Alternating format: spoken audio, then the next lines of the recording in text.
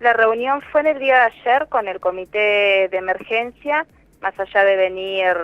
trabajando durante el conocimiento del decreto a nivel nacional, que sabíamos que iba a tener la adhesión del gobierno de la provincia. Ya lo veníamos trabajando, venía en consonancia con lo que determinó el gobierno nacional y el gobernador de la provincia del Neuquén, el intendente de la ciudad, a través de una resolución que salió en el día de hoy, establece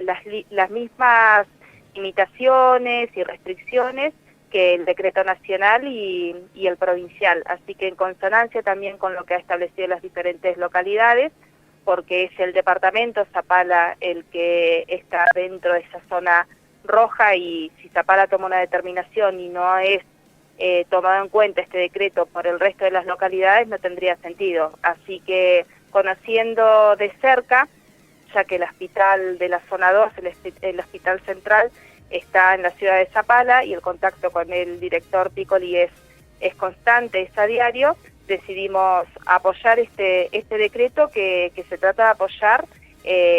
por la situación, dar apoyo a la situación que está hoy desarrollándose en el hospital zonal, que abarca un poco más que el departamento Zapala, el de zona 2. Más allá de que el hospital de Zapala ya está con un 100% de su capacidad, lo mismo está ocurriendo también casi un 100% en toda la provincia. Así que, bueno, ya a nosotros nos ha pasado a partir del jueves de la semana anterior, próxima anterior, que vecinos de la ciudad de Zapala han tenido que trasladarse hacia Neuquén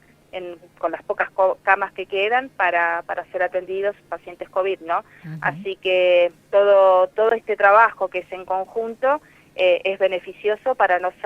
terminar de saturar a nivel provincial, ya te digo, el sistema de salud, habida cuenta que ya Zapala no tiene lugar. Si bien es cierto que el director del hospital va a trabajar en convertir las camas no COVID que tiene a camas COVID, pero nos encontramos con un recurso humano que ya está saturado. Claro. O sea, por más que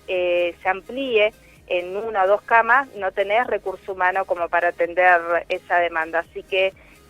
los habitantes de la ciudad de Zapala, del departamento de Zapala y de la provincia de Neuquén, más que nunca, tienen que